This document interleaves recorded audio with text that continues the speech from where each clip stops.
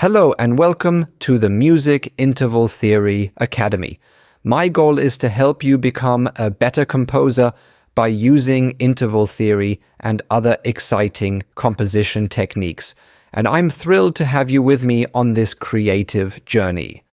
Today, I want to share a quote from the legendary Jerry Goldsmith that has stuck with me ever since I first heard it. In an interview, when asked about his approach to film scoring, Goldsmith replied, "Well, I write something at the top, then I write something at the bottom, and last, I write something in the middle." Then there was an awkward moment of silence.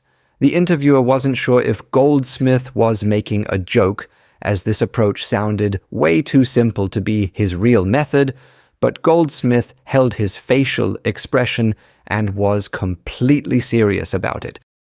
Actually, let's take Goldsmith's suggestion and combine it with a cool composition technique, adding non-chord tones to a chord progression. This blend of simplicity and creativity can lead to some truly nice-sounding musical results. Let's kick things off by putting something at the top. To keep it simple, I'll stick to the C major scale and start by writing a straightforward melody. This will give us a solid foundation to build on as we move forward.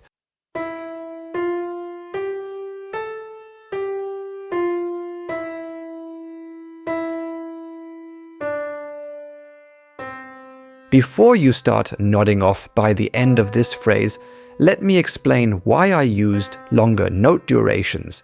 I wanted the melody to feel like it's slowing down toward the end, giving it a more final and conclusive sound.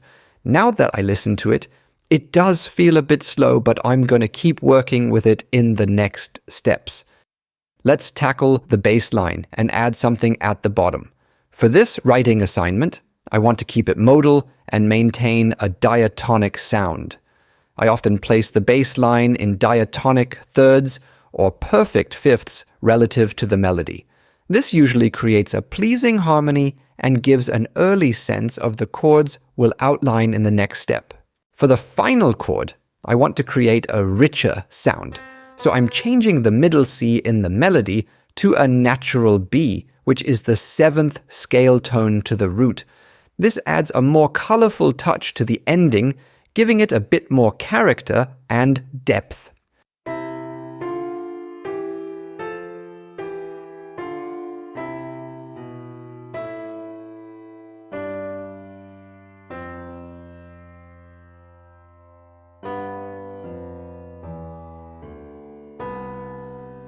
Great, I like the authentic cadence at the end.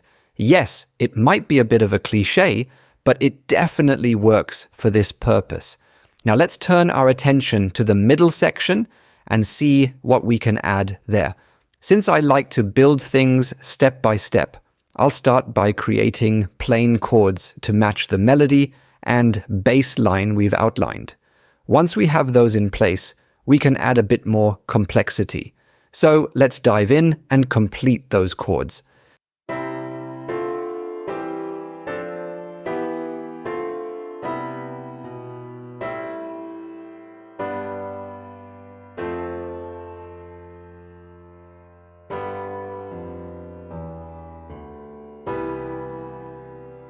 Now let's make the top line a bit more interesting by adding some non-chord tones. This will create more movement in the melody and add variation to the straightforward chords. The process is simple. I look at the neighboring scale tones and add them either before or after the chord tone. This little tweak can bring the melody to life and make the harmonic progression feel more fluent. You can see that everything already starts looking more sophisticated, even though it's just about allowing the chord tones to move a bit. This technique works with any progression, and you can easily add the non-chord tones after you've established the basic structure. In fact, that's what I recommend.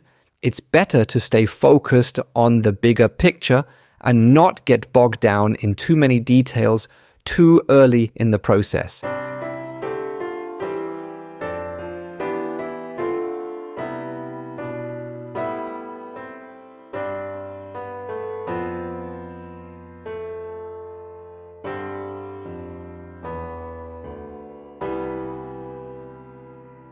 For some reason, I keep hearing a chromatic connection between the last few bass notes, so I'm going to add those in real quick.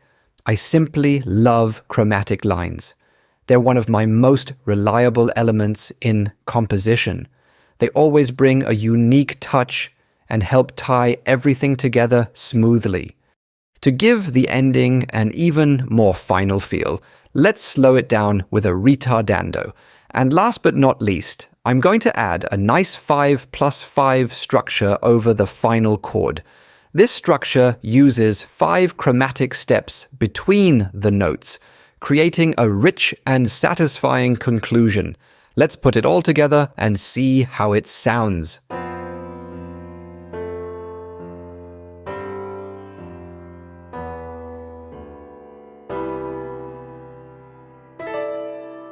You might feel that the ending is getting really slow, but guess what? That's actually a fantastic opportunity to create a lush and smooth orchestral sound that fades out, leaving the listener with a very satisfying feeling. So even though it might not seem like the best choice in this sketch, it will sound amazing when fully orchestrated. Trust the process. Sometimes what doesn't look perfect in the sketch turns into something beautiful in the final piece.